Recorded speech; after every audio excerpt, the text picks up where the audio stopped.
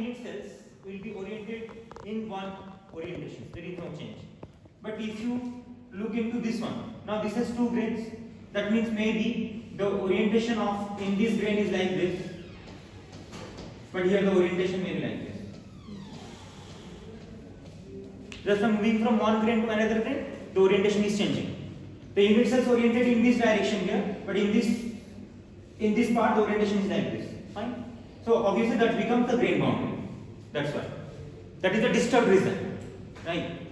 This grain boundary is nothing but the disturbed region, right? The orientations is not fixed. One atom may be oriented in different way, one atom will be oriented in different way along the grain boundaries. But inside the grain, the orientation is one, right? But along the grain boundaries, orientation is different atom may have different orientations. That is the mismatch portion, you can say. So grain boundary is a mismatch. One atom is not matching with another atom orientations, right? There will be mismatch along the grain boundary. But that means in this case, there will be lot of orientations, lot of grains. Each grain have particular orientations, right? Suppose in this grain you have this kind of orientations. Here maybe the orientation is like this. In this grain the orientation may be like this. Here the orientation may be.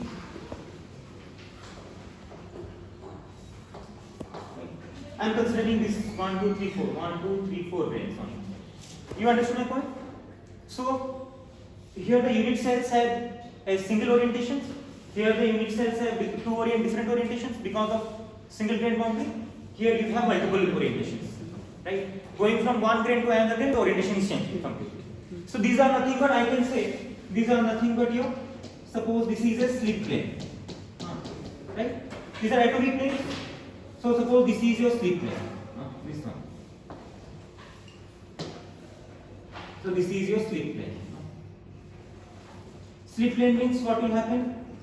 Dislocation will be there, and dislocation do what? Suppose this is a which kind of dislocation? Glide. Huh? Glide. Now this is a which kind of dislocation? Extra spin of atom above. This is a edge dislocation. Huh?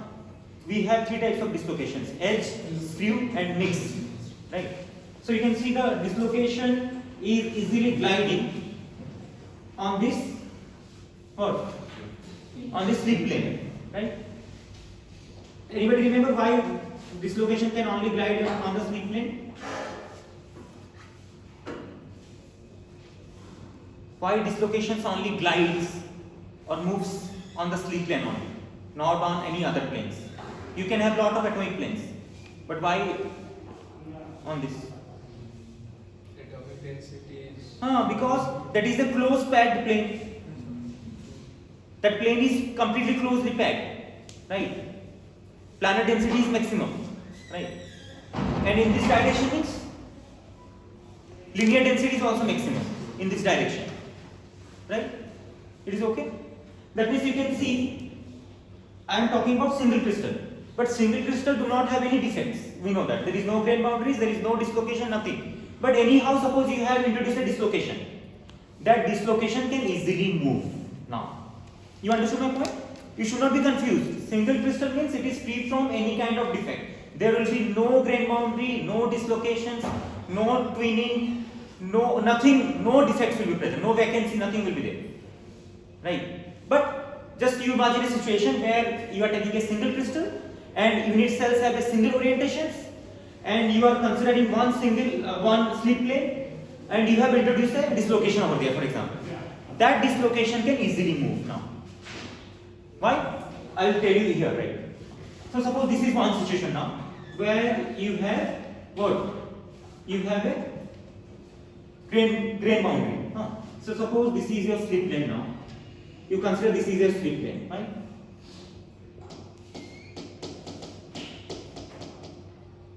And you have a dislocation here, right?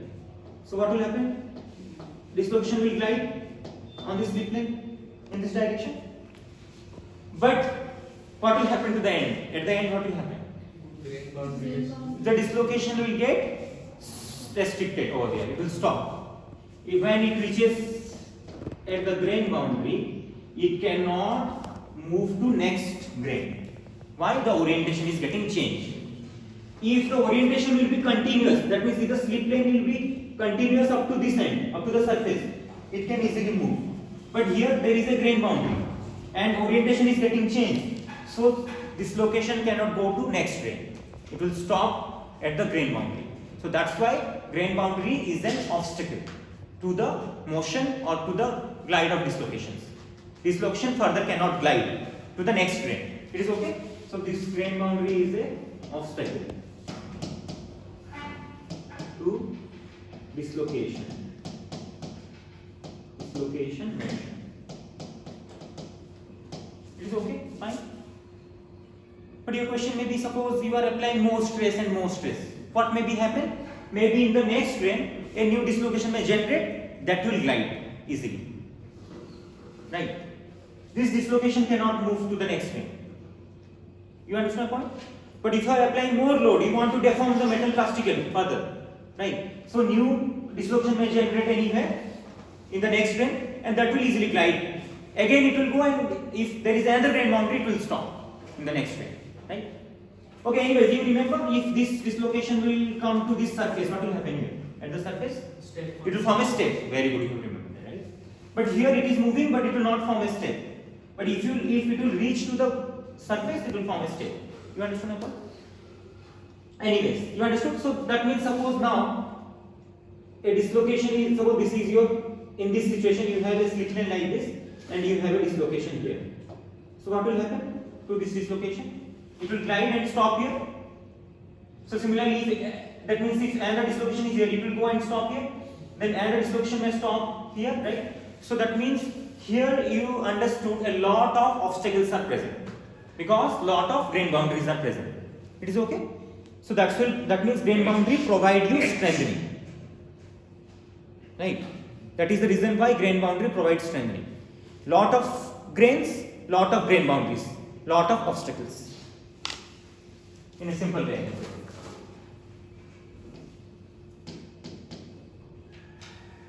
More fine grain means more number of grains, right? That means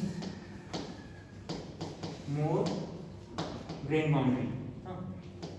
That means more obstacle to dislocation.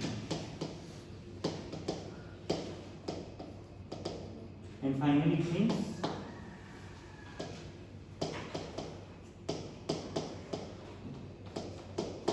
more strength. It's okay.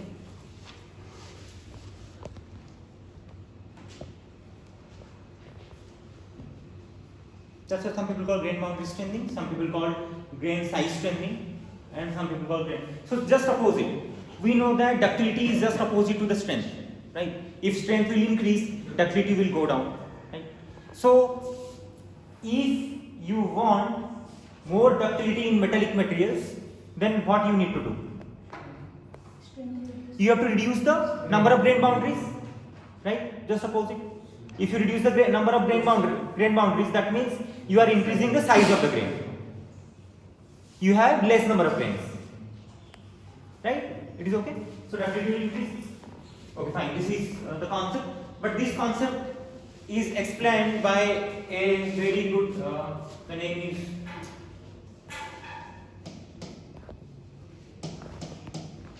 Hall-Page relationship. Hall-Page relation. He is a scientist who have given a relationship between yield strength of the material with respect to grain diameter or with respect to grain size. How the yield strength will change if the size of grain will change, right? Or diameter of the grain will change, right? Yield strength, you remember, everybody remember the yield strength? Can you tell me what is the yield strength? Last. What is the meaning of yield strength? You don't know?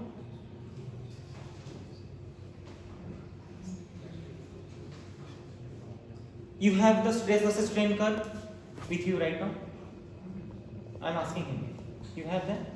Can you check? Can you check, all of you, please check the stress versus strain curve, engineering stress versus engineering strain curve, and tell me what is the meaning of yield strength.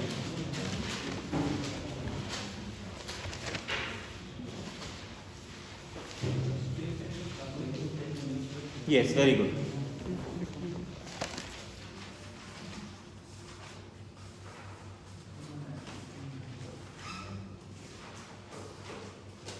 In the y-axis it is there, huh? So what is that? What is happening at that point? Sorry? Sorry? Can you be louder?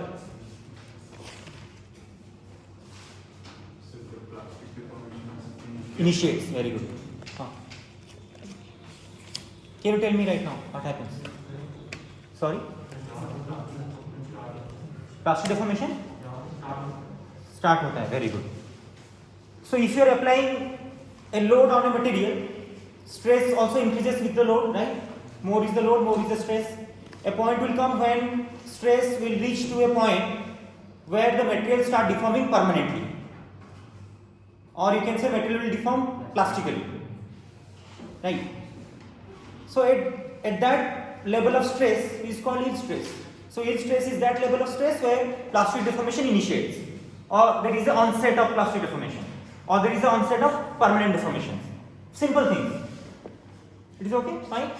But if you apply a stress below that, there will be only elastic deformation, non-permanent deformations. It is okay anyway. So Hall-Page relationship give you very good interesting thing. Yield strength relationship with grain diameter, right? So yield strength is denoted by, suppose I am denoting sigma y. Sigma y is the yield strength, that is equal to sigma infinity plus k d to the power minus half. Or I can write sigma y yield strength is equal to sigma infinity plus k. Any form I can write, no problem. It's okay. So this is what sigma y is your yield strength, and this is a constant for the material, and this is also a constant. And which one is variable? You can vary the diameter of the grain or size of the grain. So this is the grain size or grain diameter. This is better to write average, because all the grains may not be of same size. So better to write average grain size or average grain diameter. It's okay, fine.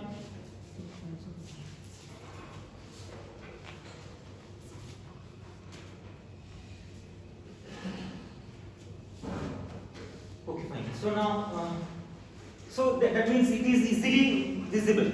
Yield strength is inversely proportional to the grain size, right? Yes or no? D is at the bottom. So yield strength is inversely proportional to the grain diameter or grain size. That means if the grain size will be smaller and smaller, yield strength will be higher and higher. Or if the grain size will be bigger and bigger, yield strength will be lower and lower, right? If somebody will ask a material is yielding, that means it is deforming plastically. That means yield strength is low, right? Anyway, you could understand my point now? So this is, that means suppose I want to draw a plot between sigma y with respect to grain diameter d to the minus half, or you can write what? Or you can write 1 by, you can write this or you can write this. Same thing. This direction. So this d to the power minus half in this direction. Yield strength is increasing in this direction. D to the minus half is increasing. So d to the minus half is in this direction. What it means? It is increasing. But what happens to grain size? D to the minus half.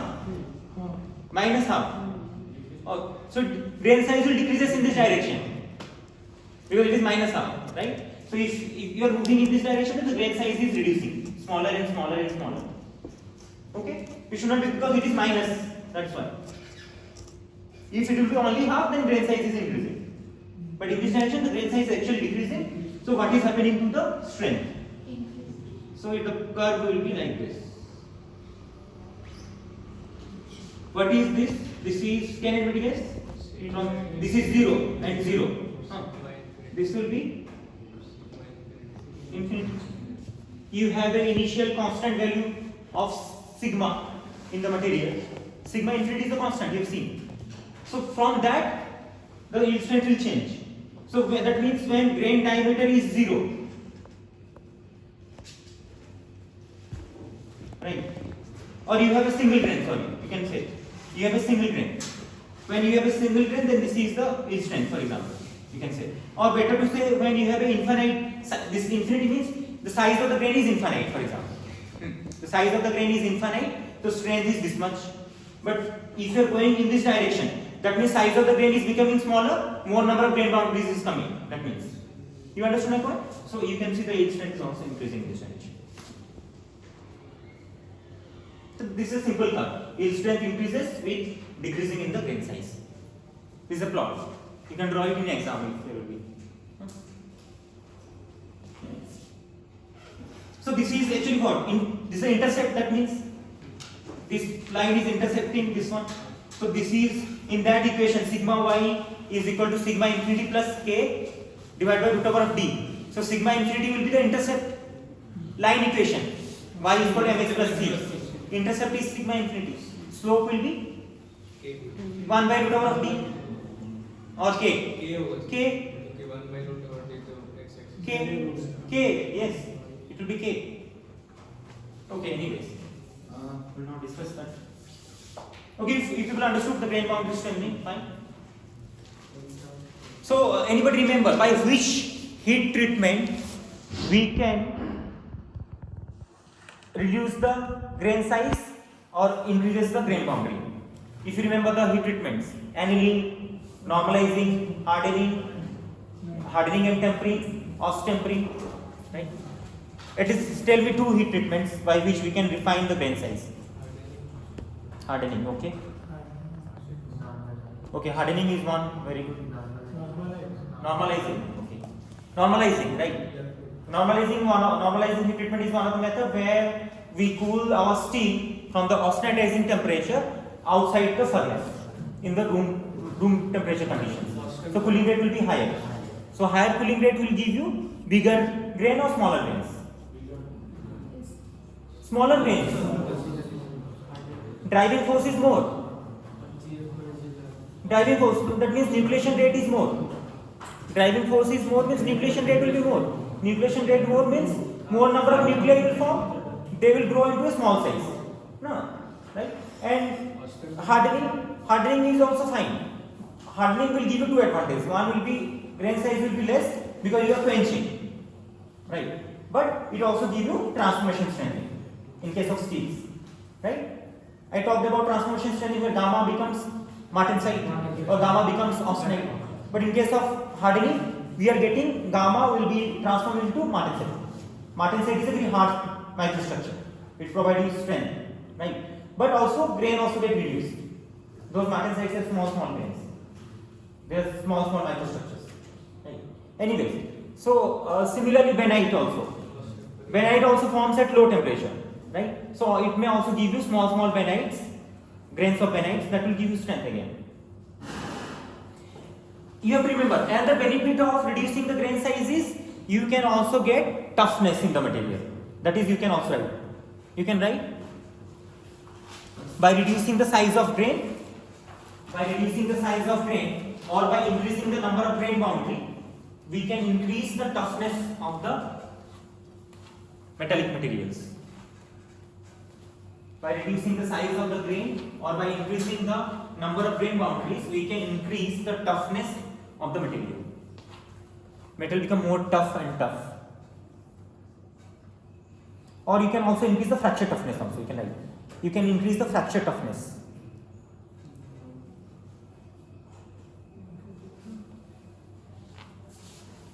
can also increase the fracture toughness.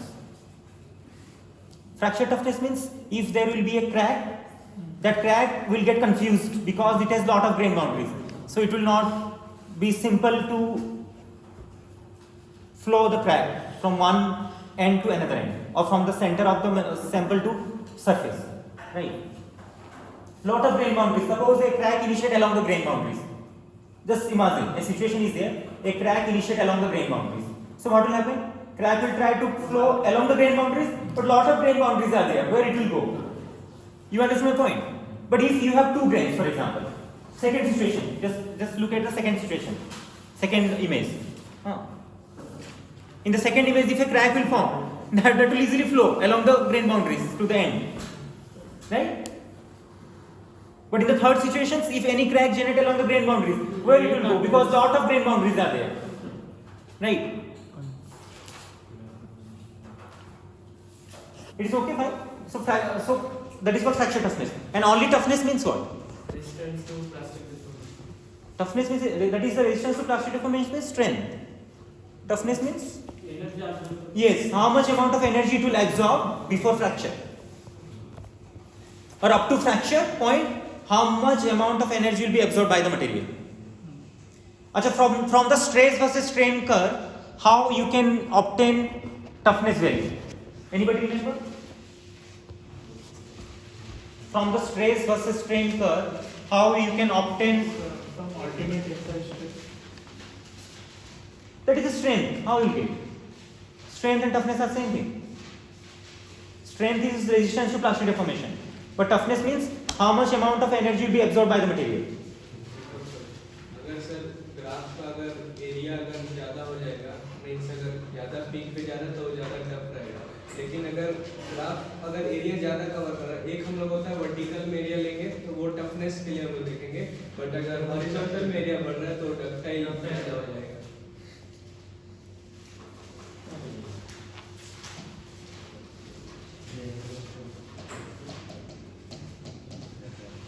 Engineering stress. Sir, area under the curve gives you. Very good. I have calculated the unit also. Can you check the unit? Per volume, per unit volume. Energy absorbed per unit volume. Right? Joule per meter. So, meter cube or meter cube volume, no?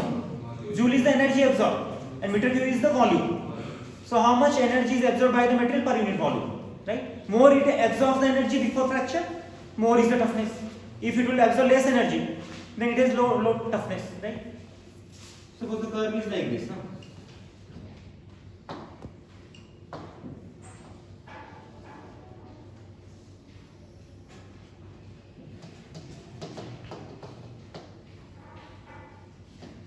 Total, this is the total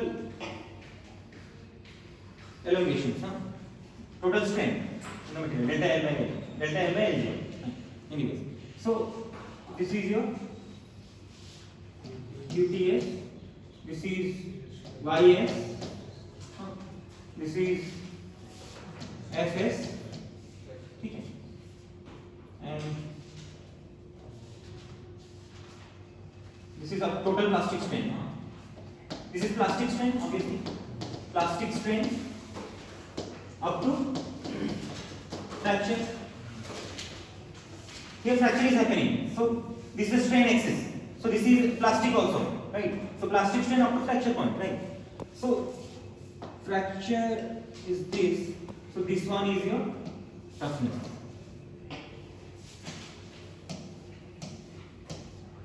What is this? Area under the whole curve. The area under the whole curve is nothing but your toughness.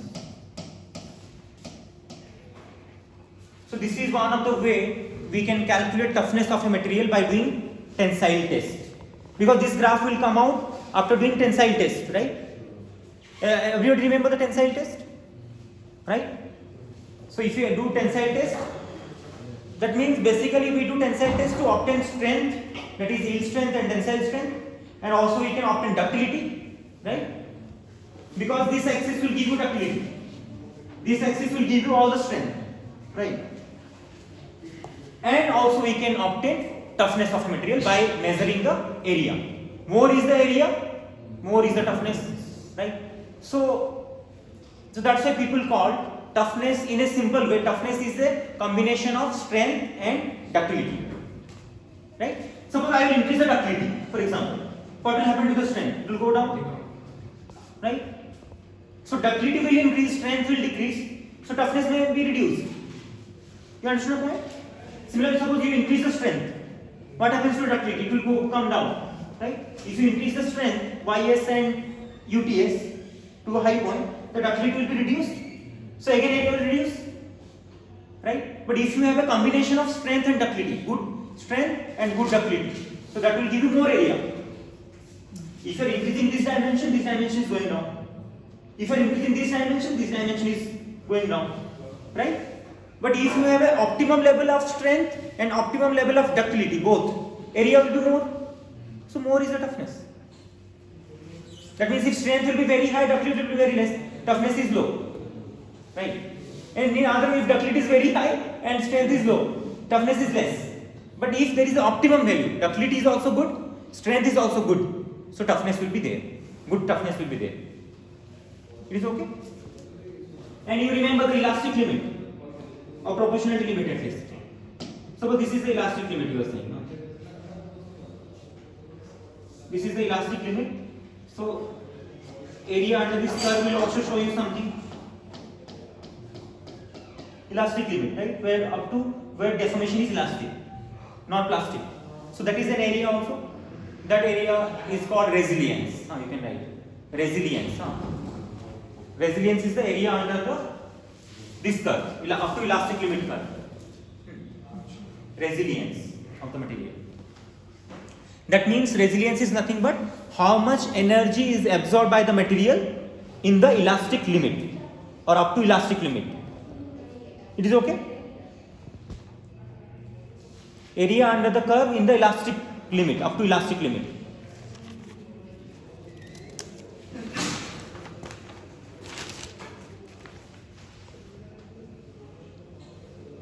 But total area, elastic area and plastic area, total area will be given toughness. Right? Fine? Okay, anyways.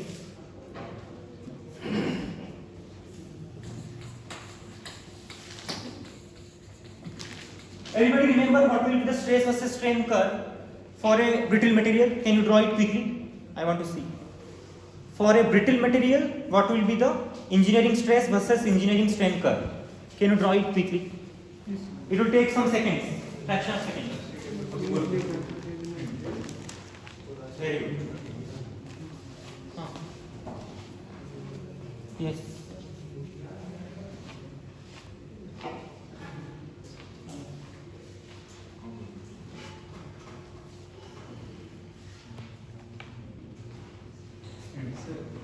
Sir जो stress है ना वो तो ultimate stress से तो कम ही है हमेशा कम है तो हम लोग तो अल्टीमेट स्ट्रेस से हम लोग मटेरियल को फीस दे रहे हैं लेकिन उसके बाद वो मतलब उसके बाद स्ट्रेस हम लोग कम कर रहे हैं तो कम कैसे हम लोग स्ट्रेस हम कम नहीं कर रहे हैं हम लोग मटेरियल पे लोड ही डाल रहे हैं हम स्ट्रेस कुछ डाल रहे हैं हम तो लोड ही डाल रहे हैं लोड के कारण स्ट्रेस जनरेट हो रहा है मटेरियल तो जितना लोड डाला तो उसी कॉरस्पॉन्डिंग स्ट्रेस दिखाएगा क्योंकि स्ट्रेस क्या होता है फोर्स पर यूनिट एरिया लेकिन वो कम पे कैसे पहुंच रहा है अगर हम लोग मैक्सिमम एक पॉइंट पे जाके हम लोग तो नेकिंग हो रहा है क्या भूल जा रहे हो तो क्या तुम लोग भूल जा रहे हो सिंपल बात यहाँ पे फ्रैक्चर हो रहा है मटेरियल का कंप्लीटली यहाँ तक तुम्हारा यूटीएस है दिस इज योर यूटीएस ठीक है और तो ये तुम्हारा YS this is yield strength, this is UTS. From this point, if you increase the load or the stress, plastic deformation will initiate. But plastic deformation is initiating, but strength is also increasing. Ultimately, why? Because from here, okay, from this point to this point, up to this point, right? This is what is happening. Strain hardening, right? This is also called dislocation strengthening, right? The strength is increasing due to strain in the material, and that strain is coming due to number of dislocations. So more you are deforming plastically, more number of dislocation will generate. So that will increase the strength of the material automatically. So that means it will go to a maximum value. Then from this point, what is happening? If you look at the diagram, suppose I want to draw a diagram for this one. Material is like this, for example. This is your, for example, this is your, I can say,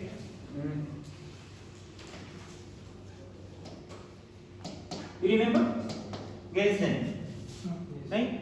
Suppose you want to check gauge length over here. So it will be, sorry, up to this one. Okay, it will be like this. You can see gauge length was initially more, but plastic deformation happened. The material get elongated. The cross-sectional area is decreasing, right? Suppose you want to measure the gauge length here, right? So it will be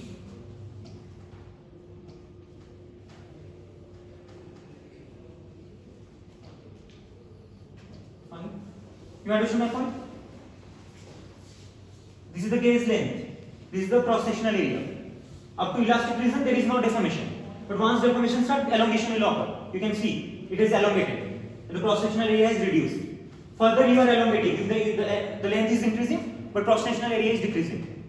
This is your cross-sectional area.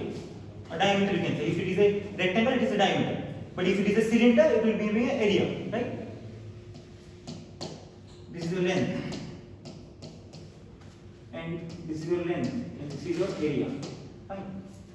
That means if I will measure here, in this point, what will be the diagram? It will be more elongated. Cross-sectional will be less again. I can reduce it further.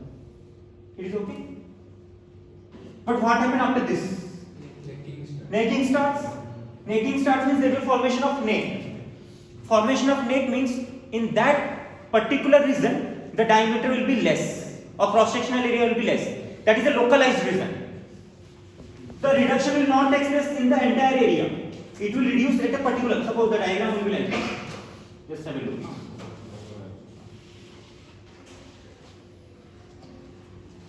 I can. You understand my point? Let's just have a look. What is neck now? This is your, right? And this is happening at a localized region, not entire sample. Entire sample means not entire gauge length, right? In a tensile sample, we only consider the changes in the gauge length part or gauge section, the area, cross-sectional area and the length. We are not considering the whole part of the tensile specimen, right? You remember how it looks, how tensile specimen looks.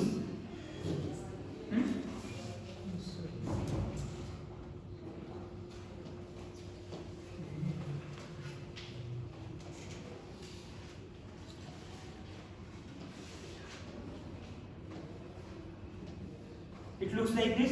You remember that? Actually, this is uniform. Right? Tensile specimen looks like this, like dog bone shape. Dog bone shape. It may be a rectangle. It may be a cylindrical. It depends. If you are taking a rectangular sample, then it will be a diameter. But if you are taking a cylinder, it will be having a cross-sectional area, diameter. Right? So, that means you are applying load in this direction. You are pulling tensile load. Now this is a tensile load. Fine. F force. And what is the gauge section? This is from here to here. This part. This is basically having completely uniform cross section. But if you move from this end to this end, cross sectional area is increasing or changing, right? From this point to this here, cross sectional area is changing. But in this part, cross sectional area is constant, right? And this is called what? Curvature. This is your curvature, right? This is also a curvature. These curvature are not sharp. Suppose you can think of like, I can make a specimen where I can do like this. Why we are not making like this sample? Can anybody guess? Very good. If this is, that means this corner is a sharp corner, right? This corner, this one, this region, and this region. These are sharp, but here you can see this is a curvature. So if you give it sharp corners, what will happen? The concentration of stress will be maximum at that point. All the stresses will get concentrated. So all the stress will concentrate means failure will start from there only. It will fracture at that point. But we don't want to get fracture. We want fracture to be happen in this region only. You understand my point? So that's why curvature is given.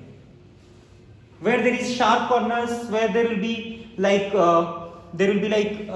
sharp edges, if there will be any holes. So at that portion the fracture initiates always. I can give you a good example. You have seen the nails which we strike into our walls, right? You have seen those nails, right?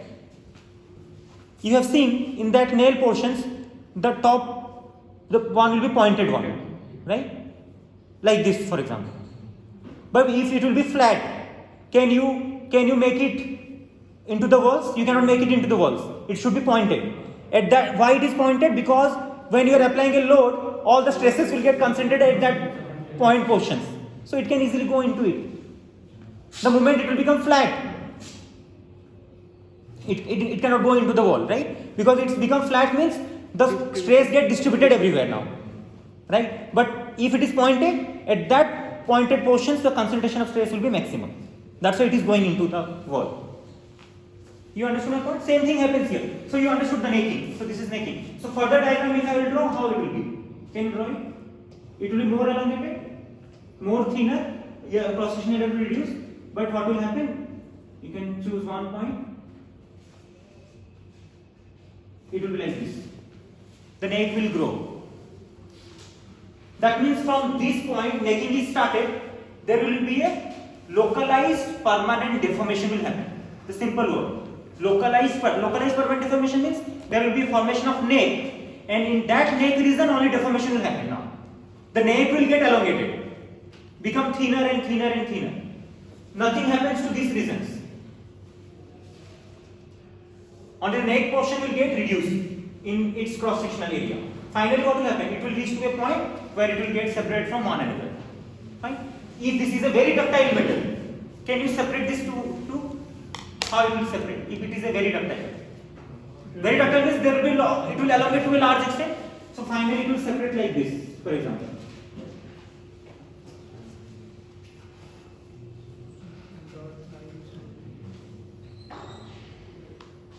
You understood my point? How it gets separated? Where there is a separation, that is just a point, sharp points. Or one end will be like this. Basically, in the real situation, one end will be like this, cup and cone. This is cup and this is a cone, kind of thing will be there. Right. Okay, I will not discuss this one. You understood my point now? What is happening? Is it? So since there is a formation of neck and at a localized region the cross-sectional area is decreasing, so that's why stress is going down, right? But if there is a uniform cross-sectional area change, stress will not go down much. Since this formation of neck is there, cross-sectional area is minimum and at this portion, so that's why the stress is going down. It will become less stress. A force requirement will be decreased. That's why it is going down. You understood now? Or you have any confusion? Sir वो हम लोग तो force apply कर रहे हैं, ठीक है? तो वो वाला नेक वाला रीजन में तो एरिया कम हो गया है, ठीक है? तो stress is equal to force by area होता है, तो एरिया कम हो गया तो स्ट्रेस बढ़ जाना चाहिए ना? This is engineering stress versus strain curve. So it is formula is what? Force by which area you are talking about?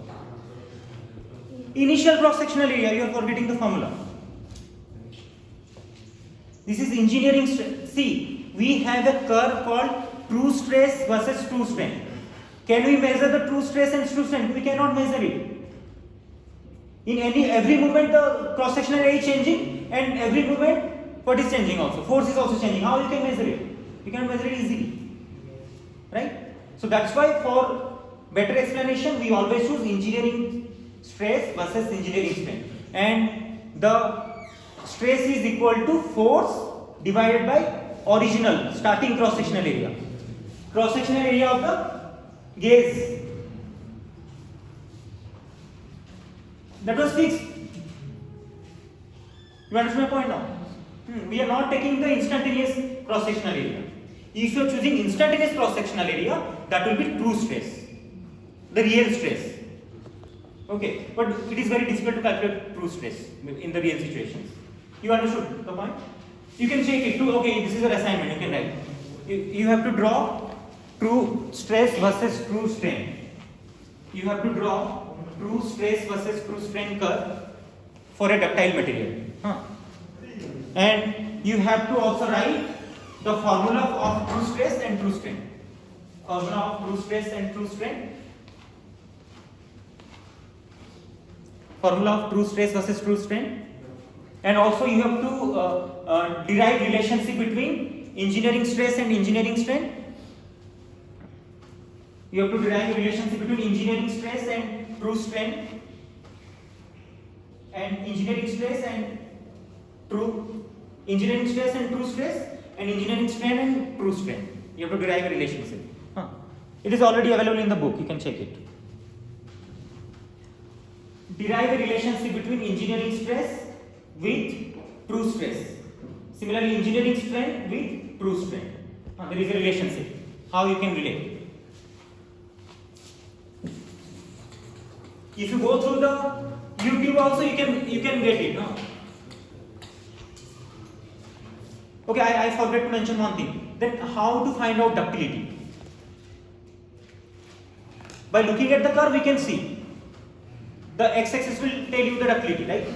But by using mathematical formula, how you can calculate the ductility? We can calculate ductility by two means. What is happening due to this tensile test? The length is increasing, but the cross-sectional area is decreasing. So you can use two formulas. Either you can use percentage elongation, or you can use percentage reduction in the cross-sectional area. You understand my point? During the test, the length is increasing, elongation is happening. What is the formula of elongation? Final length minus initial length. L1 minus L0. And what is strain? L1 minus L0 by L0. This is elongation. This is visible, this color or no? Elongation.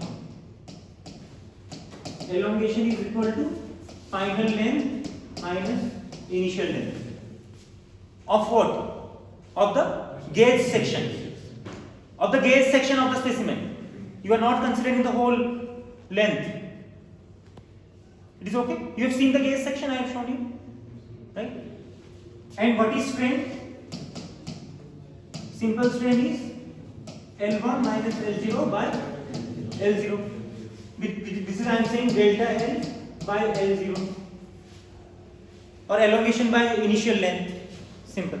But these lengths all are gauge length. You should not be confused. This L0 is the initial gauge length. Simple. Not entire length of the specimen. Okay. And this is final. Final length, this is initial length. Okay. So you can write percentage elongation. Percentage elongation is what? It shows you what?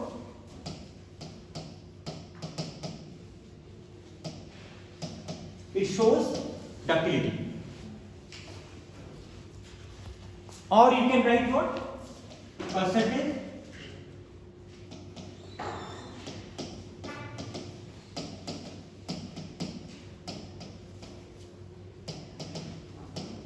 what I should write? Percentage reduction in cross-sectional area, because during the test the length is increasing but the area of the specimen is decreasing. So how much percentage area is decreased before just at fracture, and how much elongation has happened at fracture? That will give you the ductility behavior. If that means if percentage elongation will be more, ductility will be more, right? If percentage reduction cross-sectional area will be more, ductility will be more also. Yes or no?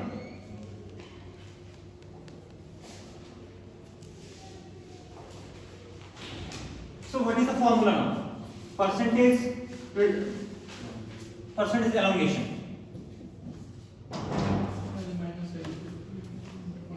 Sorry, L minus. Okay, let me write. L minus L0 L0 into 100. Final minus initial by initial. Okay, right. How you got this?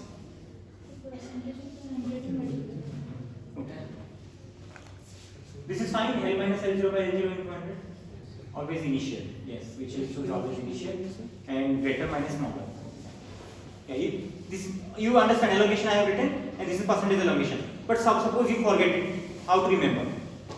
Suppose you forget the formula. How to remember this? Let me tell you the reason.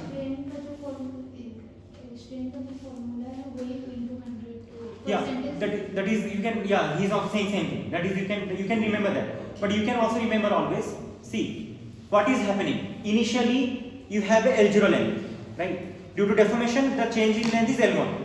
So always final minus initial by initial, right? So you can see higher value L1. This is L1, no? L1, right? Right. So higher length minus lower length divided by initial length into 100. This way you can also write. If some people write suppose L0 minus L, formula will be wrong, right? So greater minus smaller by smaller or greater minus smaller by initial. Similarly, how will be the percent reduction in cross-sectional area? The formula will be, if A0 is the initial cross-sectional area of the gaze portion and A1 is the final cross-sectional area. So how will be the formula? Sorry? L0? I am talking about cross-sectional, this formula, percentage reduction in cross-sectional area. You have A0 and A1. A0 is the initial cross-sectional area of the gaze portion. A1 is the final cross-sectional area of the gaze portion. So it will be A1 minus A1 minus A0. A1 minus A0. No, reduction. A0 minus A1.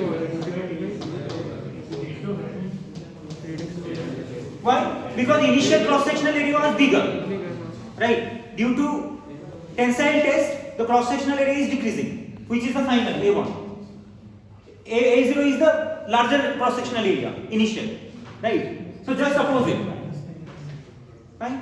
So A0 minus A1 by A0, and you in the bottom portion in the denominator you have tried the initial part of this. Here also this is initial, L0 is the initial, and this is initial. In this way you can also remember. If you forget elongation and strain, in this way you can remember. So always in the formula you have to remember higher value minus lower value divided by initial values into 100.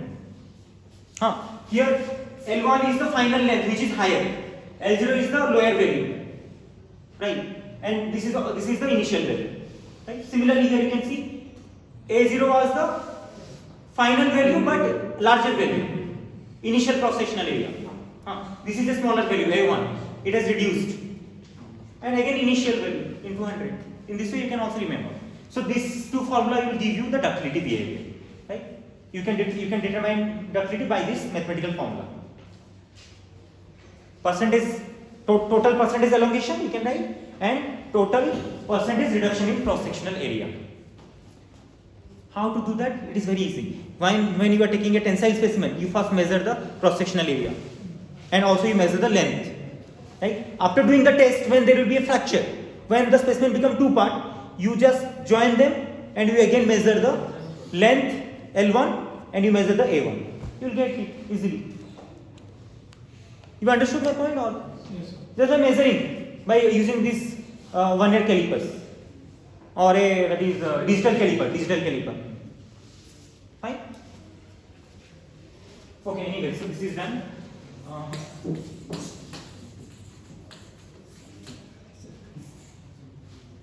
Okay, next I will talk about this is very interesting, precipitation strengthening. Right.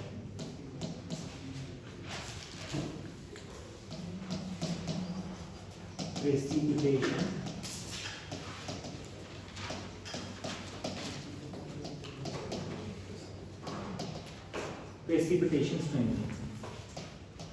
Some people call strengthening due to aging. Strengthening due to as zinc. This is interesting. See, most of our materials which we use in high temperature applications, like in turbine blades, right? Turbine blades means blade will be there, but you are providing some hot gases, or you can provide hot steams, which is at very high temperature, and also pressure. So you understood, if you increase the temperature of the material, yield strength always go down. That means if you measure the yield strength at room temperature and at elevated temperature, yield strength will be different. It will be not same. Every degree rise in temperature will reduce the yield strength lower and lower. Right? You understand my point? So that means the materials which we use at a high temperature applications, like in turbine blades, the tubes or pipes where steams flow or hot water is flowing, right?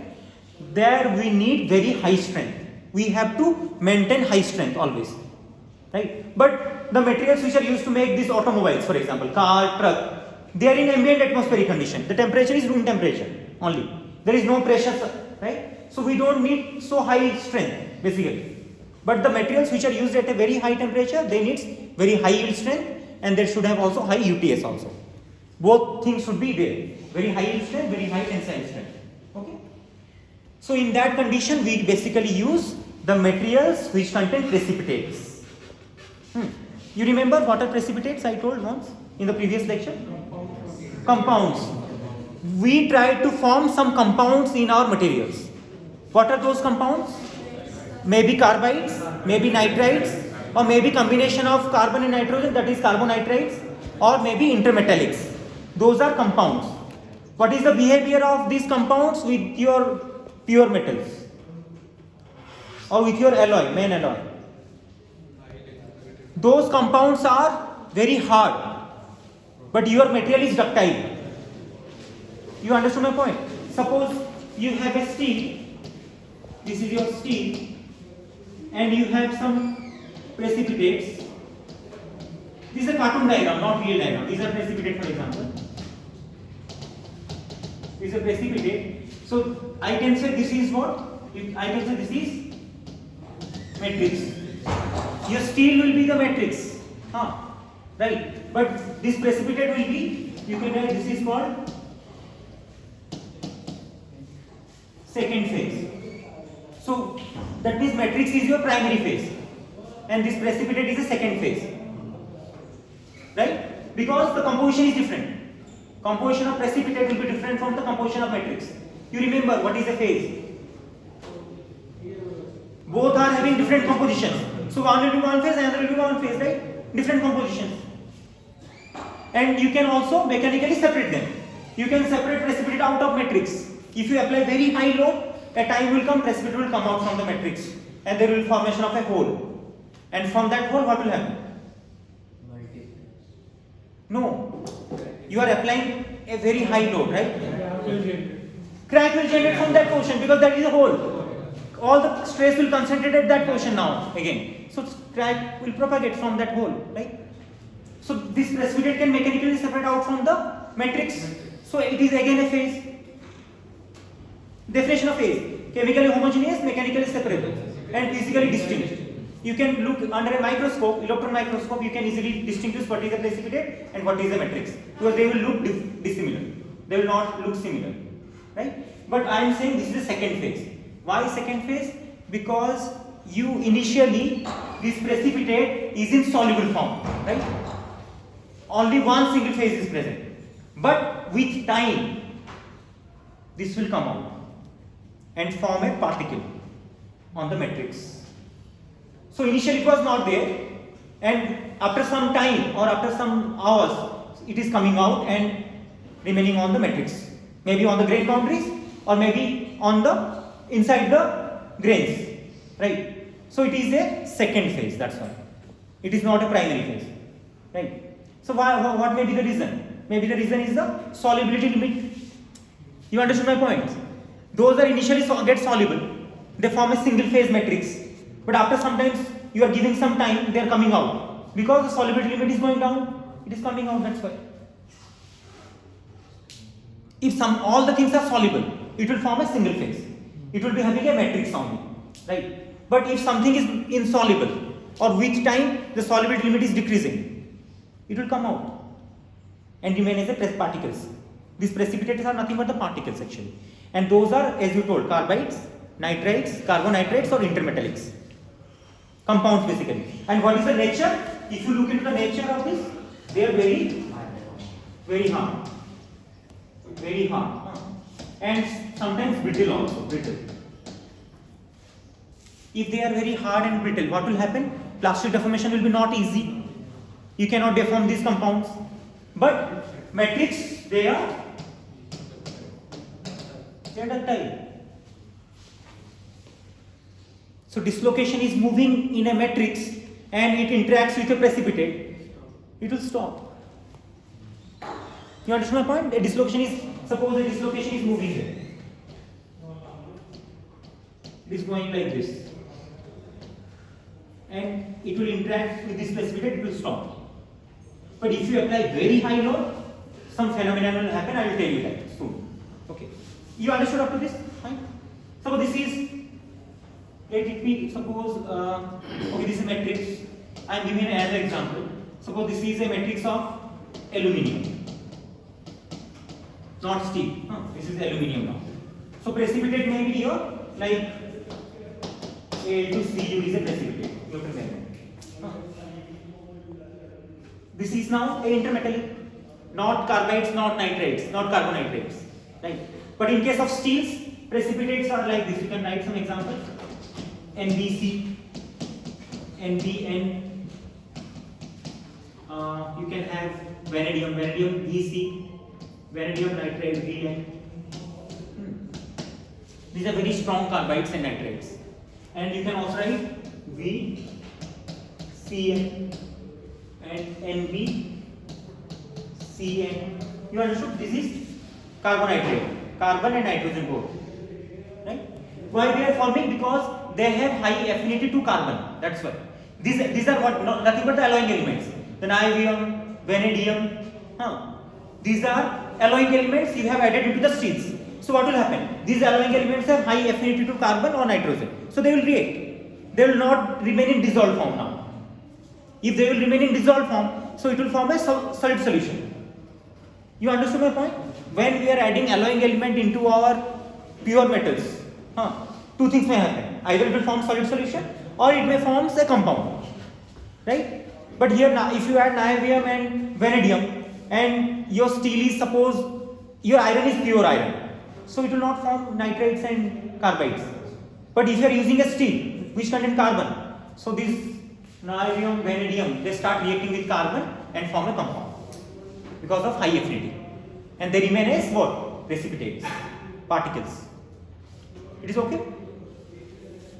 And here they like, so that means in case of aluminium alloys, aluminium is the matrix phase basically, and you have added some copper. So what will happen? Copper will get dissolved in the aluminium first, it will form a solid solution.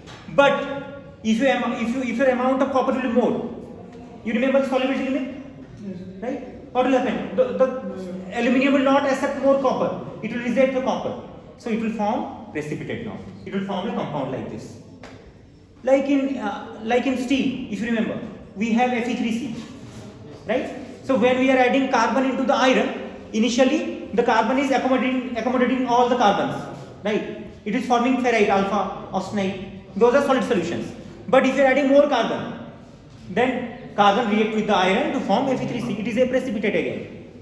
You understand my point? Same thing happens with aluminium. So aluminium is what? Ductile. But this one is not ductile. This is somewhat harder. So it will stop the motion of dislocation. Al2Cu. Similarly, these carbides, nitrites, these carbonitrates, they will stop the dislocation motion. Another example of precipitate is, you can write gamma prime. Gamma prime, that is aluminium and nickel. Okay. Ni3A, yes. Ni3A. This is not carbide, not carbonated, this is intermetallic. 3 atoms of nickel and 1 atom of aluminium.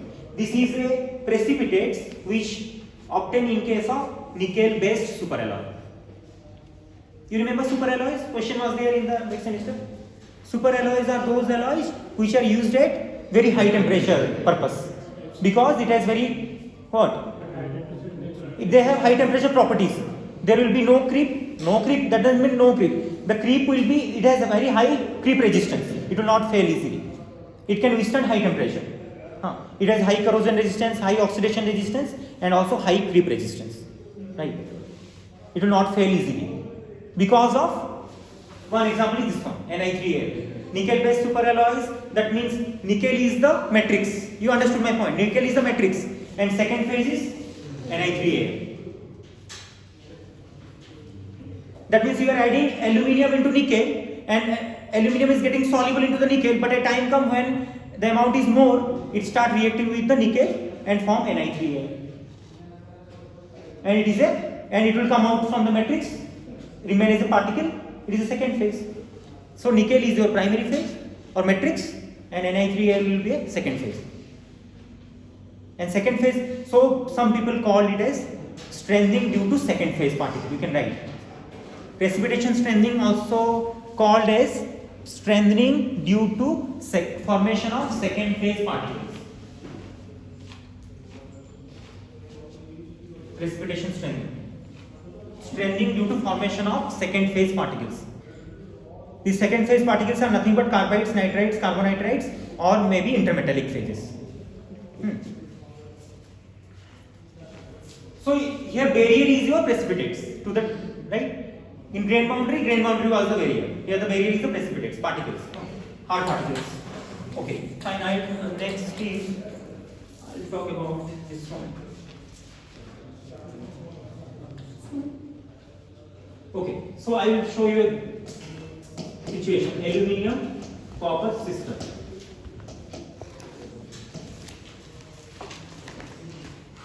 Aluminium copper system.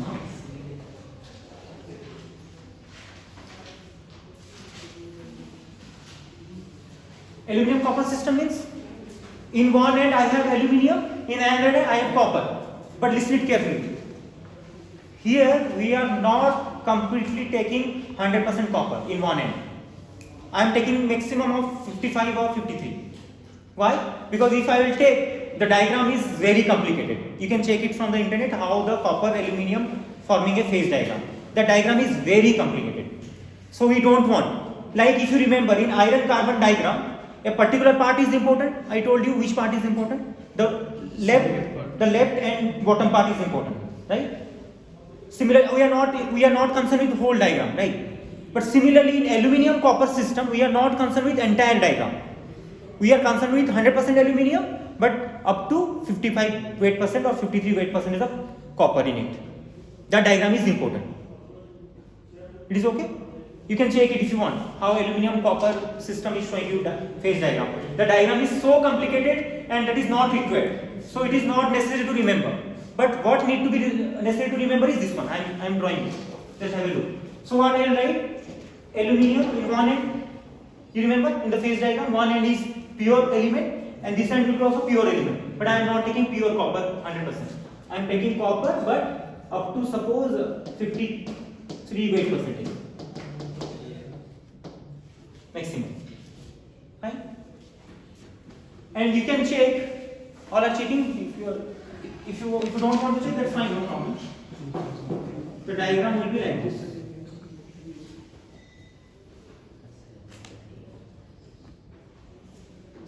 Anybody remember which kind of diagram is this?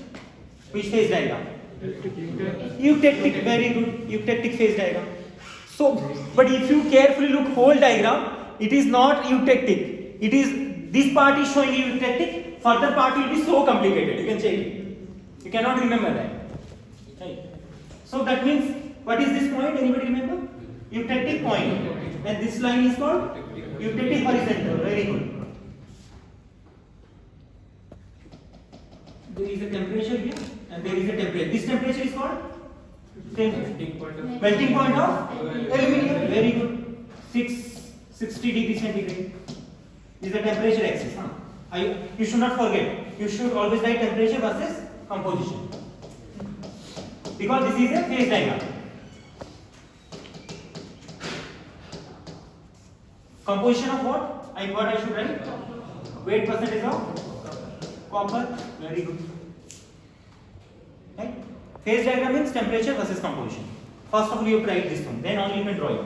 So, this will be, if I want to show you phases, this phase will be liquid, right?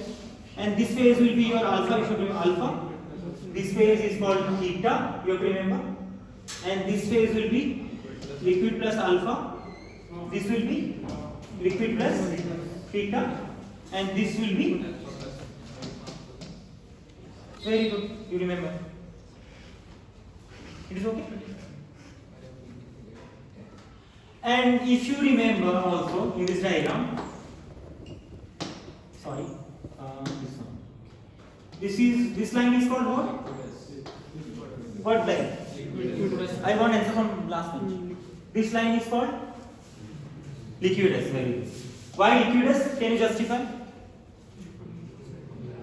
Why liquidus line sometimes called liquidus boundary? Better to say called boundary. Why liquidus boundary? No, you don't answer. I want answer from them. Can you answer? No, you. Why this is called liquidus or liquidus boundary? Just take it. Why you are looking at me? It is above that everything is liquid. Above that temperature everything is liquid. So liquidus. Or it is a boundary between liquid phase and two phase region. This is two phase region. This is two phase region. This is single phase. So it is a boundary between liquid and two phase region. That is liquidus boundary. Or you can say above that temperature everything is liquid. Single phase liquid, right? So this is liquidus.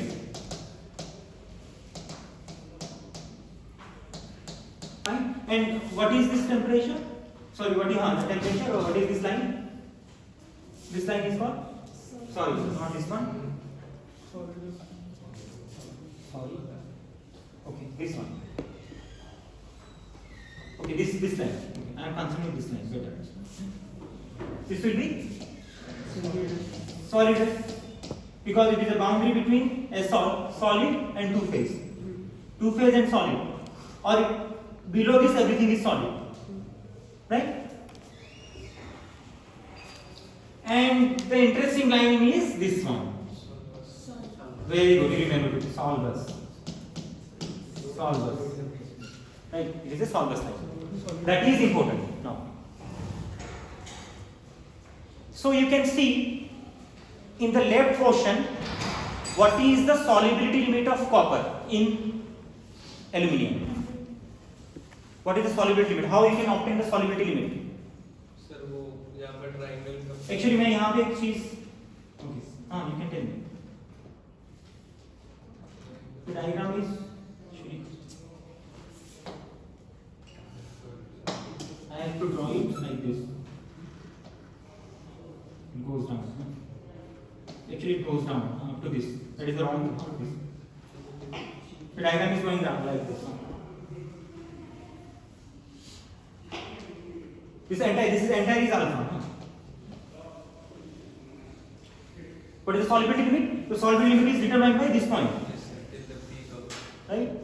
At this composition is this much. But it depends upon what? Temperature. Right? Because the solubility limit is at room temperature, solubility limit is this much. We are increasing the temperature, the solubility limit is increasing. Increasing going to the maximum up to this. Again it is decreasing. The moment you are adding copper into the aluminium, the solubility limit is increasing with increasing the temperature. Right? But carefully if you look, the diagram will be somewhat like this. Now it is showing you increasing. And this temperature, there is a temperature here. It is how much? 548. This temperature, you take it horizontally. Okay, so this is the diagram, you understood. Now the question is, this is theta. See, so here in this particular thing, what is the matrix and what is the precipitate? Can anybody guess? What is the matrix phase and what is the precipitate? Or what is the primary phase, what is the secondary phase? In between alpha and theta. Just tell me. Primary phase, yes, theta is the second phase. Very good. Why? Because you can see alpha is a single phase. That means this is a single phase means aluminium and copper are in solid solution completely. Something is solid solution means it is a single phase. Okay, so alpha is a single phase, which is the matrix, but this extra one is a theta. So this is your precipitate, and this is your matrix. Fine. So strengthening will be provided by theta, right? Those precipitates. That means this alpha is ductile, plus theta is hard particles. Okay. Let me show you this one again. This is done. Okay. So you need to do what exactly? You need to do a heat treatment. You can write it. Azing heat treatment. The name itself is saying azing. Azing means you will give time. You are azing. Your azing means with time you are deteriorating, but that not exactly deteriorating. Your age is increasing. Right. So similarly, the alloy is in a particular conditions, and you allow sufficient time, it will get aged, and due to aging, the strength is increasing. So what may be the reason? The reason is if you allow a particular alloy to age, some precipitate will start forming on the matrix, right? And that will provide you precipitation strengthening. You understood my point? So aging is related with the time. You have to give certain sufficient time to the alloy to form precipitates in it. Now the question is how it will happen. So you have to give heat treatment again. So that's why heat treatment is again interesting, right?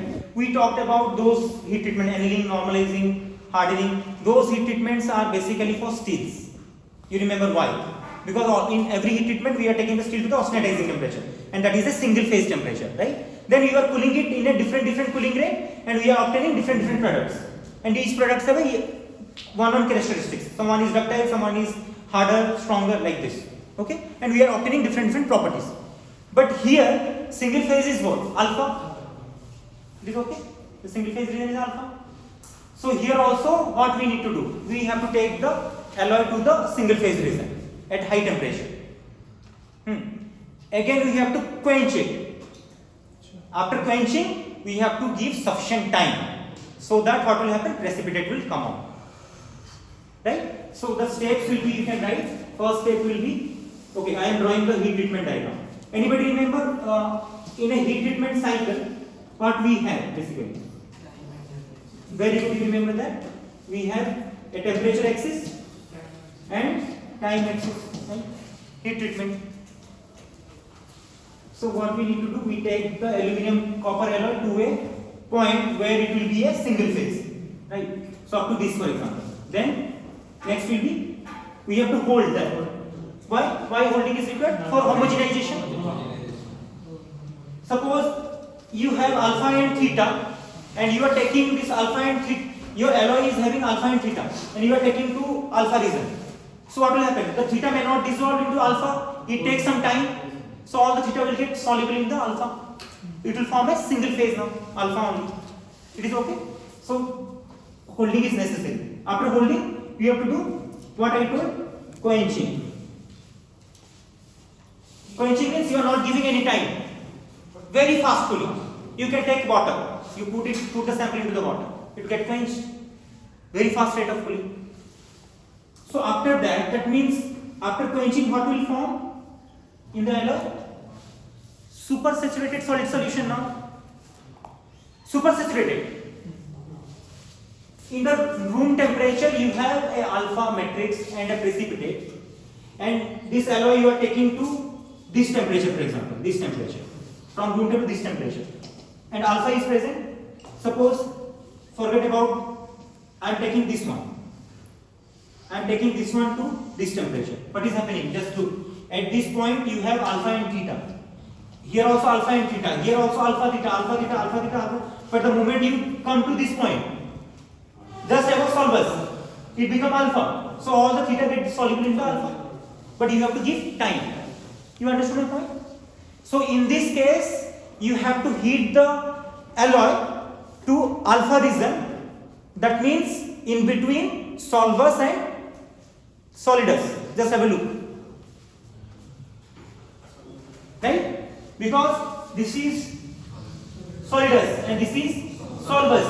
In between that alpha is present, right? So that means you are taking your alloy to in between solvus and solidus, where alpha is there. So all the precipitate will get soluble and it will form a single phase.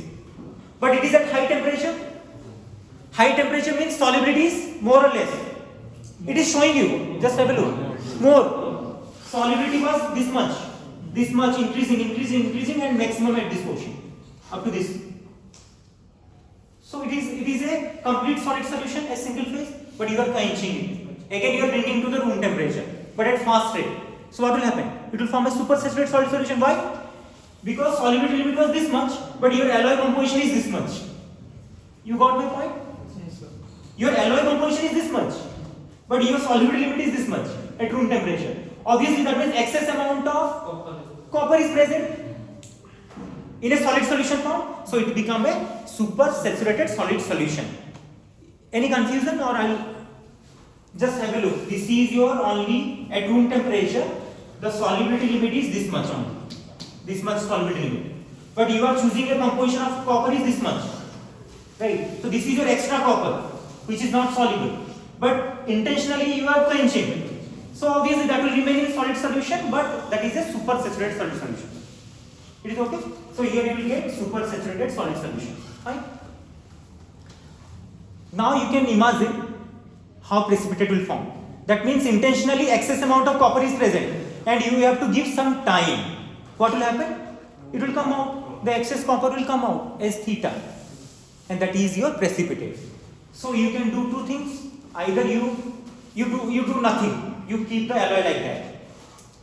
After 10 days or 5 days, you come and check the microstructure. It will be having a matrix and some precipitates will be there. But on the same day, if you check, you will find a simple aluminium, only grain and grain boundaries. But after 2 days, 3 days, 4 days, you will see grain boundaries, but some particles will be there. You understood? Because at room temperature solubility limit is not high, but at high temperature solubility limit is there. Good solubility limit is there. So automatically it will come out from the matrix. But in industry, what they do? They don't give sufficient time because you have to sell the things, right? You have to form the precipitate quickly. So they are doing artificial aging. So this kind of aging is called normal aging or natural aging. Artificial aging means what can be done? Just take the alloy to certain temperature again. Some intermediate temperature. What will happen? When you provide temperature to an alloy, what happens? Thermally activated phenomenon will start. You are studying transport phenomenon. Now what will happen? Diffusion will start. Diffusion starts. You want some thermally activated phenomenon, that is a diffusion. So from the matrix, alloy will diffuse out onto the surface. You understand my point? So what need to be the next diagram? The diagram will be fine. You are not going to the alpha again. You understand my point? So this is a medium temperature. So aging part is what? This is your aging cycle, right? And this cycle is called, can anybody guess? This cycle will be called this cycle, first cycle. Huh? We are doing two things. We are doing solutionizing and quenching. So this is called solutionizing heat treatment. Heat treatment cycle, right? So precipitation strengthening heat treatment involves two cycles. First cycle is called solutionizing heat treatment cycle. Next cycle is aging cycle. Solutionizing heat treatment cycle involves two things: solutionizing and quenching. Solutionizing means you are taking everything into solution, a single phase. You understand my point, right? Because alpha is a single phase. It is a solid solution. All the theta has soluble in alpha. So that's why it is called solutionizing. You are taking everything into solution, a single solution, a single phase. Right? What can be done? You have to take the alloy in between solidus and solvus. You know the boundary. This is 660, and you know these temperatures. This temperature is almost 548. So you take the alloy to 548 to get maximum solubility. Right? Because at 5 foot 8 solubility is maximum, you can check. You take the horizontal part. And why quenching is necessary? Suppose your question will be, okay fine, we take the alloy to high temperature, we make everything soluble. But we can do also slow cooling. But why we are not doing that? If you do slow cooling, from this, suppose this is the alloy composition, you take the alloy to this temperature, everything becomes single solution, alpha, but you again slowly cool to this temperature, for example. What will happen? Theta will come out, because it's alpha and theta will come out, right? But we are doing quenching, we are not doing slow cooling. Why? Can anybody guess? So precipitate. Precipitate? Form. Precipitate will not form. It will form. Slow fast में precipitate form. नहीं हो रहा है, yes. But again हम precipitate form कर रहे हैं ना at the end. We are doing assume to make form precipitate. ना? It will not be harder. Yeah, one answer is right, but why? Just you imagine. Just imagine the solid to liquid transformation, or just imagine the austenite to any transformation. Slow cooling करने से वो theta का मतलब जो कम हो जाएगा उसका क्या उससे मतलब कम प्रेसिपिटेट फॉर्म होगा तो कम स्ट्रो हार्ड है Okay. So green bound and mine bound. No. It is related to the just have a look. Just go to the austenite to different phase transformation and check the curve. TTT diagram. Just go to the TTT diagram and check. I think you can answer it. You will answer it, I know. Go to the TTT diagram and see how austenite is transforming into pearlite, ferrite, and those martensite, benites. He is saying something. The answer lies behind his answer only. Size. And he is also saying some size.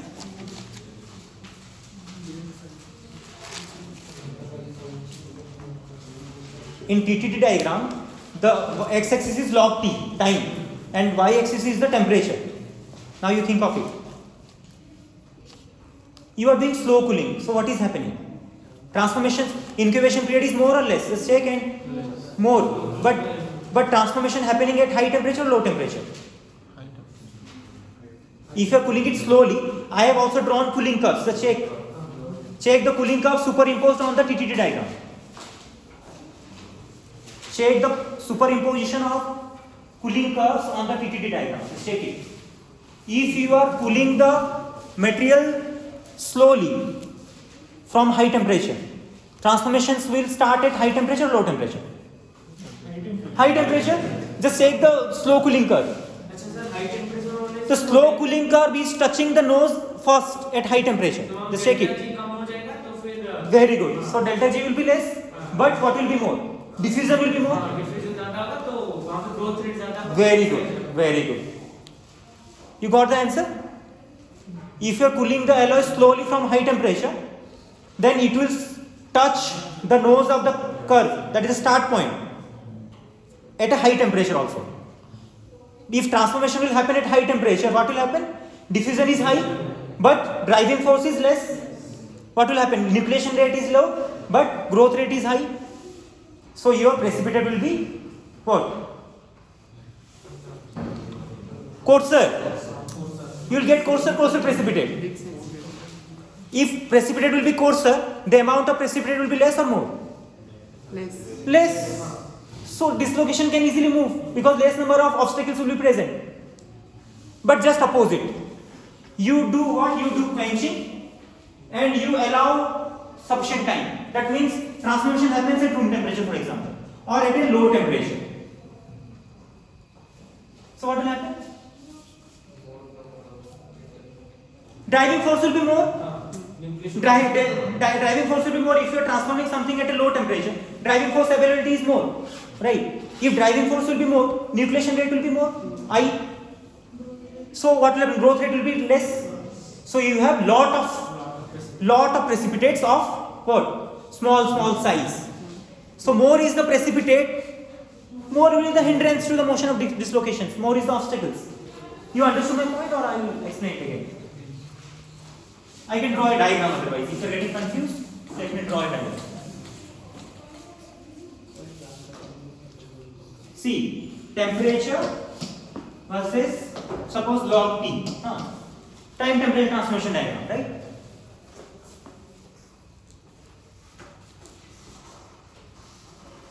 So you have, okay. So now suppose this is a C curve kind of thing. This is a transformation and this is a transformation. Let's check it. This is, you remember? Start, and this one is finish or end. Finish or end. Transformation start at this point and end at this point. So you have above this you have alpha, as I told in this diagram, and below this unstable alpha. Unstable alpha means it will not remain as alpha, it will become alpha plus theta. Theta is forming. You understood or not? Right? So this is unstable alpha, but unstable alpha will not remain. It has to decompose into some alpha and theta. Right? So this is alpha, and this is, suppose finally it is alpha plus theta. Yes or no? Final product. Right? So in between what is happening? Theta is coming out slowly, slowly. Yes or no? Theta is coming out. So again it is alpha plus theta again. This is complete transformation. But this is transformation is going on, not finished. Right? So you do transformation. Suppose, okay, okay, I will take temperature of this one. So this is one cooling curve and this is one cooling curve. You can check. This is one cooling curve, this is a very slow cooling. Why? Because the time is more. It is touching the curve at here and here. So you can see the time. Large time is given. So, but if this is a slow cooling curve, so transformation is taking at high temperature. This is the driving force. Right? But temperature is high. So diffusion rate will be more, driving force is less, means nucleation rate will be less. Right? So less nucleation rate, but diffusion is more, means more growth rate. So you will end up with coarse precipitates for this condition. Right? You will be having alpha matrix and theta, but this theta will be coarser. Right? But you are doing quenching, you are forming a supersaturated solid solution, then you are doing transformation at low temperature, for example, this temperature. Or if it is natural aging, suppose at this temperature you are doing aging. Or you can do aging at this temperature also. But all this transformation you can see, what is happening? Driving force is maximum. Yes or no? Driving force starts from the transformation temperature to that temperature. So more driving force, more nucleation rate. More nucleation rate means more number of nuclei will form, more number of precipitates will form in a same volume. If lot of nuclei will form, they will grow to small size because they will interact with one another or they may not grow further at the end. So in this condition, you will get fine precipitate. In other way, I can say more number of precipitates. In this case, you will get coarser precipitate but less number of precipitate. So obviously, this fine precipitate will provide you more strength. So that's why from single phase reason, we are not cooling slowly. We have to quench it. Then you can again heat it to certain temperature, so the diffusion again happens and precipitate will form. So this will, the second curve is called aging cycle and first curve is called solutionized cycle. Right? It is okay? And which kind of precipitate forms? The theta is called, I told, this is a precipitate. So that means you will be having two things. What is aluminium plus Al2Cu, right? This kind of thing will be there. Some copper will be also soluble in this case. But this is a compound, this is a matrix. And you know aluminum is very ductile. But this Al2Cu is not ductile. It will provide you strength. Okay. This part is clear, right? People ask questions. When Hindalco comes, they may ask how we increase the strength of aluminum alloys. So you can say we can do precipitation strengthening. Right? We can add some copper, or you can add some alloying elements into the aluminum which form a second phase particles or precipitates that will stop the motion of dislocations. You can take this example. And this kind of alloy is called 2000 series. 2x. We have lot of aluminum alloy series. 1000 series, 2000, 3000, 4000, 5000, 6000, 7000, 8000. Up to 8000 we have series. That means these are one alloying elements actually, you should not be confused. X means alloying elements. You can say 1 XXX, 2 XXX, or you can simply get 1000, 2000, 3000. See, X are nothing but the alloying elements. So each group, 1000 series means one group. Actually 1000 series is pure aluminum. That comes under pure aluminum. Commercialized pure aluminum. But 2000 series means some alloying element will be there. And one element will be primary alloying elements. 3000 series means some other alloying element will be present. 4000 series means other alloying element will be present. Right? So in 2000 series, what is the alloying element? Copper. Copper is the main alloying element which forms Al2Cu, a precipitate. And it provides precipitation strengthening. So somebody may ask which aluminum series alloy provides precipitation strengthening. You can say 2000 series. Why? Because of presence of copper. And copper react with aluminum to form Al2Cu. It provides precipitation strengthening. Similarly, there is a series called 6000 series and there is a series called 7000 series. They are also precipitation strengthening aluminum alloy. I don't remember exactly in 6000 series what is the main alloying element, but in 7000 series the alloying element is zinc. You can write if you want. 7XXX. So that means zinc is reacting with some alloying elements or aluminum to form a precipitate again. The aircrafts which the aeroplanes which you sit, right, you travel, those are actually made up of this 7000 series aluminum alloy. Right? We cannot use pure aluminum. Why? Pure aluminum is very ductile, it is having very low strength. But if you make some precipitate in the aluminum, that will give you very high strength again. Right? But why we use aluminum? Because of low density, lightweight. Nowadays a time may come when aluminum will replace steel in the car manufacturing industry. That may happen, maybe. But steel people don't want that. They are also making very light steel. See, main concern with the automobiles is what? The fuel efficiency.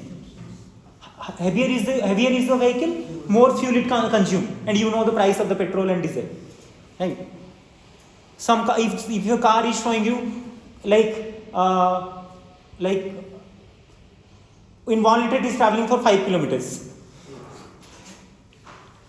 Your entire salary will go in this car, petrol, right, or diesel. Right? Shall you buy this kind of car? You will never buy this kind of car. And why it is happening? Because of heaviness of the vehicle. You understood my point? So if you are making a car out of steel, it will be heavy. The fuel efficiency will be less. Right? But if you are making a car out of aluminum, it will be lighter. Fuel efficiency will be more.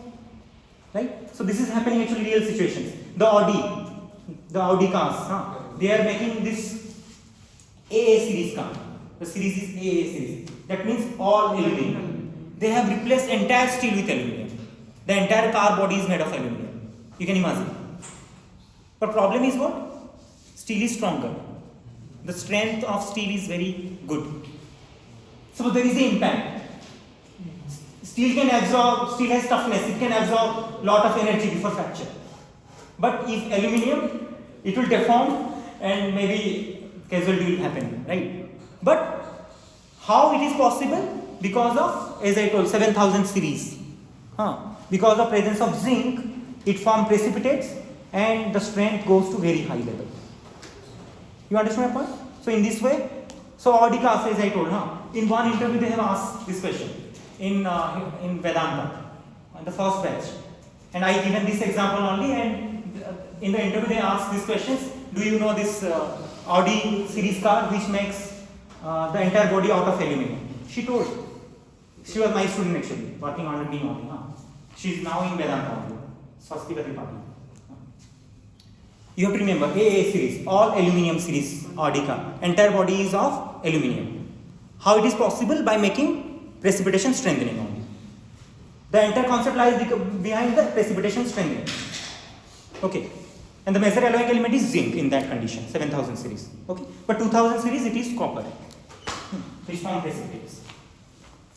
I have a paper published. You can check it. Go through our sites and you can check it. We have done friction stir welding on this 7000 series aluminum alloy. You can check our site. You can go through our site, go to my profile, and you can check it. A paper is published. You can read it. That paper. Okay. Okay, last topic. Last topic. That is, okay, now we have two situations. Listen carefully. We can have bigger precipitate, we can have small precipitate. So the concept is how dislocation will interact with a small precipitate, how dislocation will interact with a big precipitate. That is the concept. I will tell you. People ask, ma'am was also asking me, right? So you can see what is happening exactly. So suppose this is a slip plane and you have a precipitate, and suppose this is a small precipitate.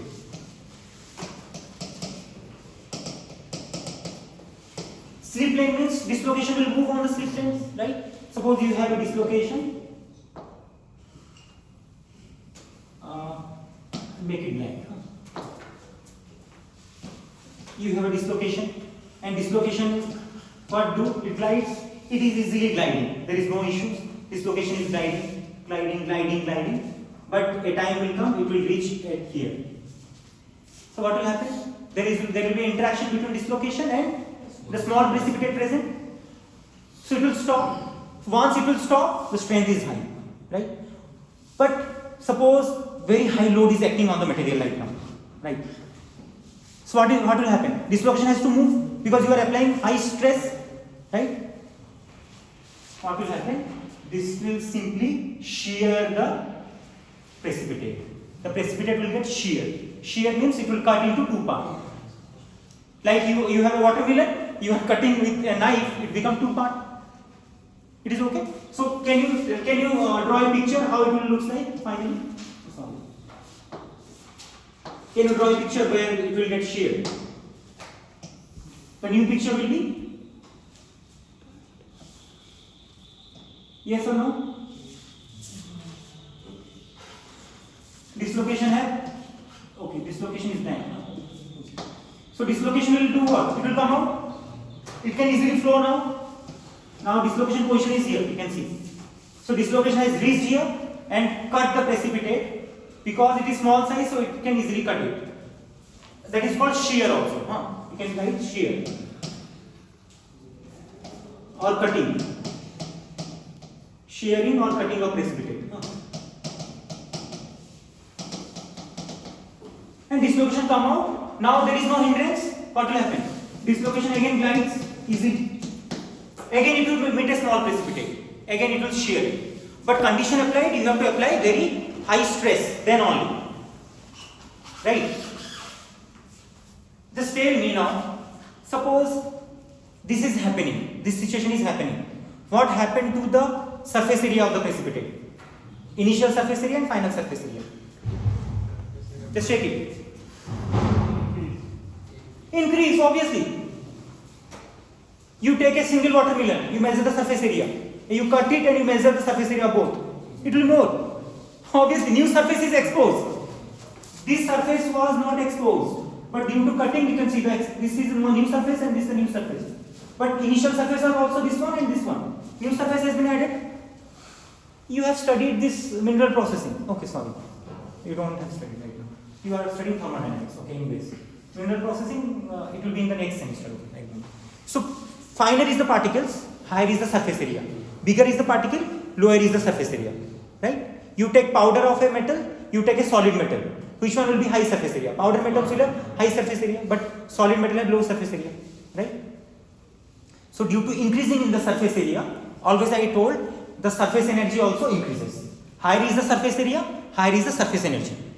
So here, this is one situation, this is one situation. The first situation was dislocation is stopped by the precipitate. So strength has increased. This is done. But you are applying high stress. So dislocation will do what? It will shear the precipitate and new surface area is coming out. And due to coming out of this new surface area, the surface energy of the system is increasing. So again what will happen? If a new dislocation will come, it cannot easily cut the precipitate. It will stop because of higher surface energy available in the new precipitates. You understood my point? Shall I repeat? Initially dislocation is gliding on a slip plane, it meets a precipitate, it stops. Strength becomes very high. but you are applying high stress again. So what will happen? The dislocation will shear the precipitate. Due to shearing, new surface area is exposed. The total surface area is increasing now. So surface area is increasing means surface energy is also increasing. Suppose again new dislocation will come and interact with this. It cannot easily move because of high surface energy of the precipitate. Because if it will cut again new surface will come out. More surface area will be available, more energy will be available. Further new dislocation cannot move, it will come and stop. So that will provide you strengthening again, right? So this is the strengthening of what? When small precipitates are present. You can write it, right? And you have to remember this happens, this shearing of precipitate happens when the precipitate size is small and if the precipitate is coherent. You can write one line, shearing of the precipitate will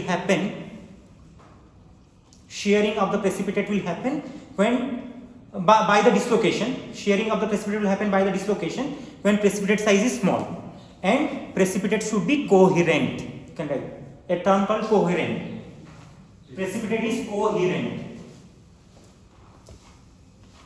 In bracket you can write one line.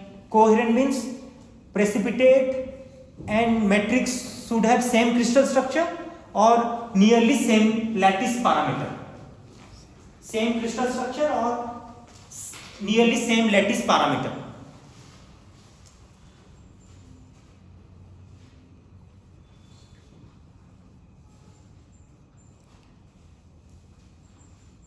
That means if precipitate is FCC, your matrix is FCC. That means the precipitate is coherent or incoherent? Coherent. Same kind of thing. And lattice parameter means distance between atomic planes. If they are same, then this kind of thing will happen, shearing will happen.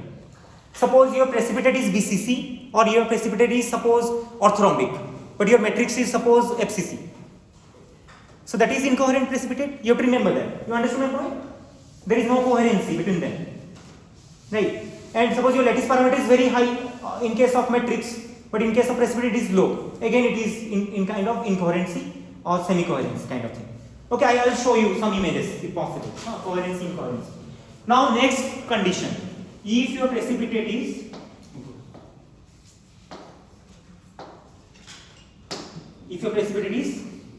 big. What I can write, this is what? Slip plane. Because dislocation only moves from the slip planes, closed plane and right. So here dislocation is present. It is what it is doing. As dislocation is gliding on the slip plane, right? And it will come. But okay, this is the situation I would like to show in another way. Anybody remember this part is what? Dislocation line, and this part is the extra half plane of circle, right? So basically what is interacting? Dislocation line is interacting with the precipitate in the real situation, right? So you can see, I can draw a, this is your dislocation line. Dislocation line, right? And you have a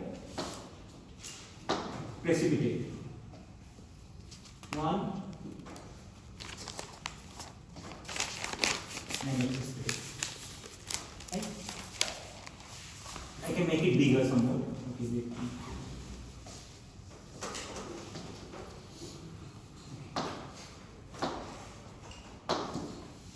Make it bigger. See, so what is happening? Just see. It seems like dislocation line is moving. Right, here dislocation is moving, but I have shown you this part only. So this is the part, that part. Right? It is moving slowly. Finally, it come and interact with the dislocation. So what will happen?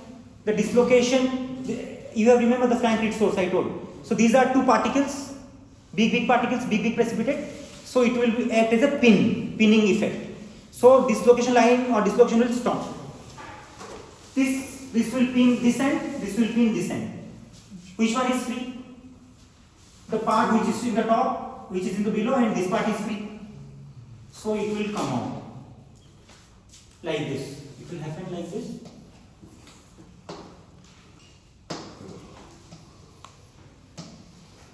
So dislocation will do what? Okay, it will form. Sorry. Yeah, it will be like this.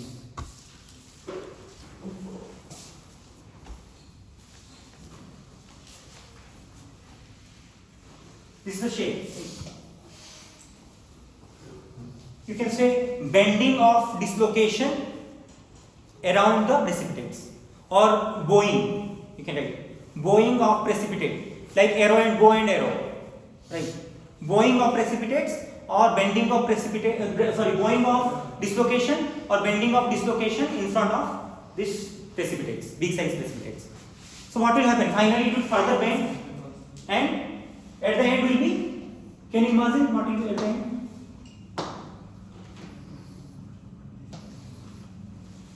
You can see this will go and touch. This will touch and this end will touch. This end will touch and this end will touch. So it will form. Sorry.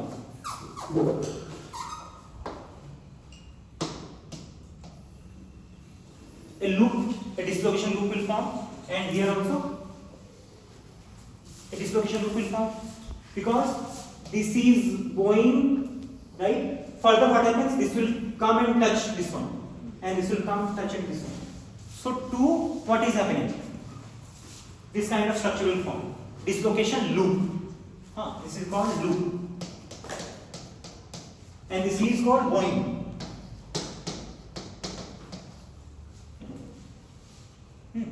So bowing happens. Finally, it will form loops around the dislocations. So now you check what is happening to the distance between the precipitates. Initial distance and final distance decreased because the loop has already formed, right? So if a new dislocation try to go, what will happen? It cannot easily go. It cannot easily go now because distance has decreased. Suppose new dislocation anyhow go. Just imagine a new dislocation comes and it go, and finally it meets. So and the loop will form, but formation of new loop again, distance between the precipitates again decreases. So when new dislocation will come, it cannot go further. So what will happen to the strength? Strength will increase. So new dislocation cannot move easily, right? So this happens when precipitates are bigger or incoherent, right? So that means, in a simple conclusion, I can say we can have two types of precipitates: smaller precipitates or bigger precipitates, right?